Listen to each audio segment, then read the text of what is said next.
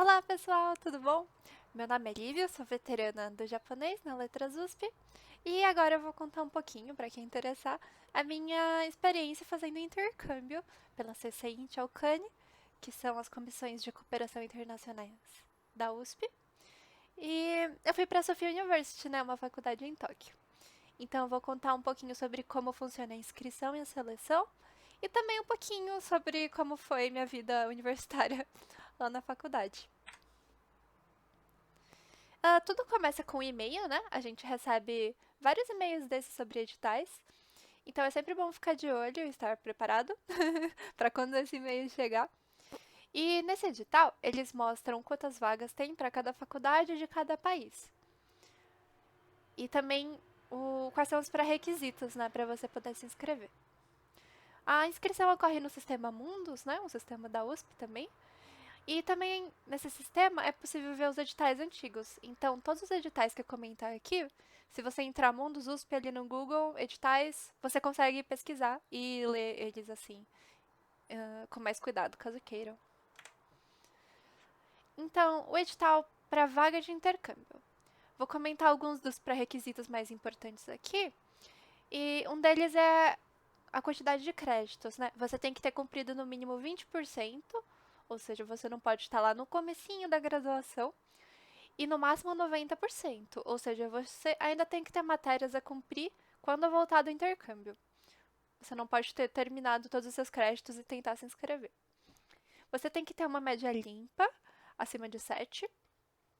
E também, muito importante, você vai ter que comprovar um nível de conhecimento na língua estrangeira, dependendo da faculdade a qual você quer ir. É um nível ou um exame. Vou mostrar com mais calma a seguir. Também não pode ter intercâmbio em aberto, né? Você não pode estar fazendo intercâmbio e aplicar para outro. E alguns dos pré-requisitos também são documentos. Você vai ter que preencher um formulário de inscrição com algumas informações bem básicas, assim. Mas nele também você vai escrever em ordem três das universidades para a qual você quer se inscrever, né? Pode ser que você não passe na primeira opção, mas passe na segunda. Então é bem legal poder colocar mais de uma, né? E o plano de estudos é um ponto bem importante, que vai servir na seleção, né, das pessoas. Então é bom escrever um plano de estudo bem bonitinho. E o que eu recomendo é você pesquisar com antecedência as matérias que tem na faculdade que você quer e pensar em como elas podem te ajudar. Como assim te ajudar? Te ajudar academicamente, pessoalmente, na sua pesquisa, em seus grupos de estudo ou em uma futura pós-graduação, sabe? Você sabe que tem aquele professor que dá sobre uma matéria sobre aquele assunto, ou naquela faculdade tem um clube. Então, tudo isso daí pode te ajudar a escrever um plano de estudos bem legal. Fora isso, também você pode pensar na experiência pessoal, cultural, né? E de comunicativa, que estar no Japão pode te ajudar. E seu histórico escolar você vai ter que colocar também. Sua nota vai ser um dos pontos, né, da seleção. E também é bem importante, além do comprovante de proficiência, você vai ter que colocar seu passaporte. E eles não aceitam protocolos de agendamento ou passaporte vencido. Ou seja, se você pretende se inscrever para o intercâmbio, já é bom tirar seu passaporte com antecedência, tá? Aqui vocês podem ver como funciona o edital. Ele tem as universidades, a quantidade de vagas, quem pode se inscrever, né? Tem algumas que é toda FEFELESH, outras que são só letras, ciências sociais e tal. E a prova que você tem que fazer. Algumas das universidades, vocês vão ver, aceitam em inglês, que foi o caso de Sophia University, a qual eu fiz. Eu fiz através do inglês. Porque vocês podem ver que ou é um nível N1 de japonês, o que é um pouco difícil de conseguir, né? Ou você vai pelo inglês, ter aulas em inglês e tal. Algumas universidades também aceitam um comprovante de um professor que escreve que você tem tal nível e tal. Por exemplo, acho que quando está escrito nível intermediário de japonês. E é isso, basicamente, né? Vocês podem ver que algumas têm N2, N3, N1 ou em inglês. Caso você não tenha o Noryoku Shiken, não se desespere, que você também pode ir pelo inglês. Na minha época, eu fiz o TOEFL ITP, né? Esse eu tô mostrando o edital no qual eu me inscrevi, né? Que foi o de julho de 2019, o formulário 1132. O edital 1132. E eu tinha feito o TOEFL ITP, que era oferecido na USP gratuitamente, mas eu acho que infelizmente não está sendo mais. E o 1587 é o último formulário que lançou agora em julho de 2022. Vocês podem ver que a quantidade de vagas muda e também as faculdades, né? Por exemplo, antes tinha Kanagawa e agora tem Shimane, ou seja, mudaram um pouquinho as vagas. E depois de conseguir a sua vaga, você também pode se inscrever num formulário de bolsa. Não é sempre que vai ter formulário de bolsa, mas é quase sempre, digamos assim. E se você quiser dar uma olhadinha, edital 11 e 14, lá no mundo, se você procurar, você pode ler com mais calma todas as regrinhas e tal. Então, vou comentar aqui que você tem que ter concluído 40% do curso, no mínimo, né? Você não pode ter DPs, ou seja, você tem que ter sido aprovado nas DPs que você teve. Depois. Calma. Você pode ter pego uma DP, mas depois você tem que cumprir ela. E também você tem que ter uma média normalizada 5 ou superior. Mas essa média normalizada não é a média ponderada, tá? Se você entrar no histórico escolar, você consegue encontrar em algum espacinho lá essa média normalizada, mas não é a qual a gente está acostumado. E vocês podem ver umas outras regras aí, né?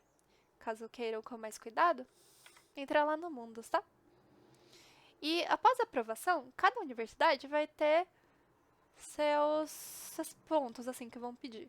Mas no geral vai ter um formulário de aplicação, né? E também que vai te dar o certificado de elegibilidade, que é o que você vai usar para poder tirar o visto, ou seja, muito importante. Você vai ter que apresentar o exame de proficiência. Pode ser que peça uma carta de recomendação escrita por um professor, pediram para mim.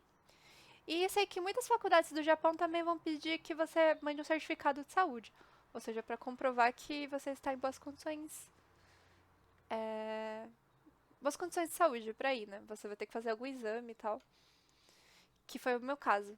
Tive que fazer um exame de sangue, se eu não me engano, e de coração. Enfim.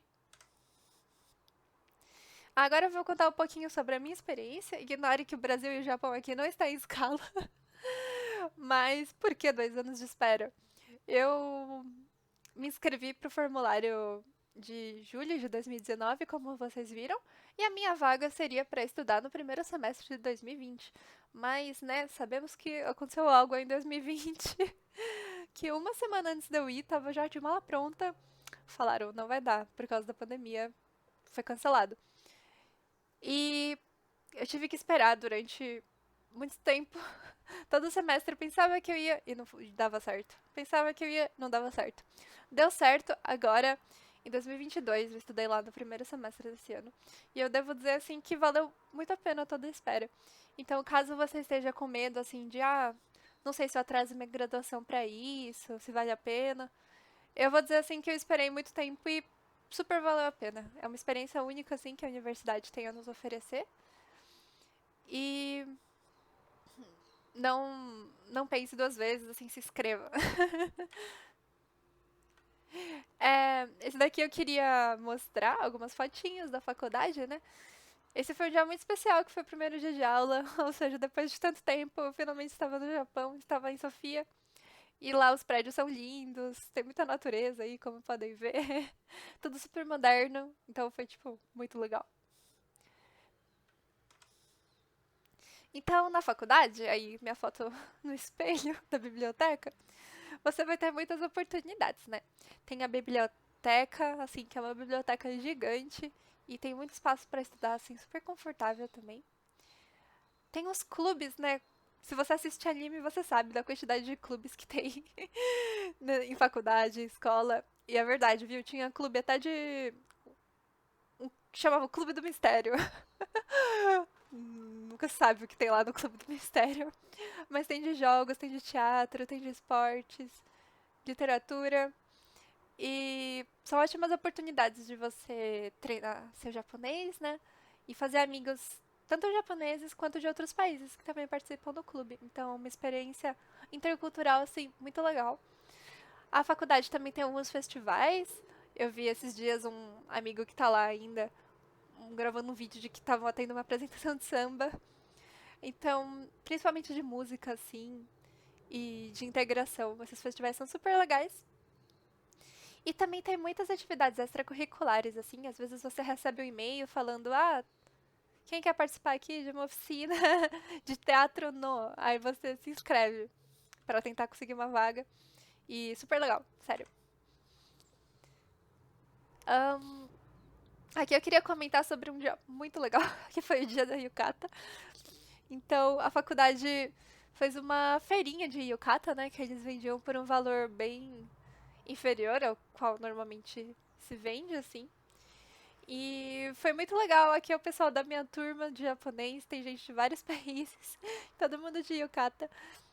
E, e nossa, foi super divertido também, porque primeiro eles postavam vídeo da gente, passavam vídeos pra gente aprender a amarrar Yukata.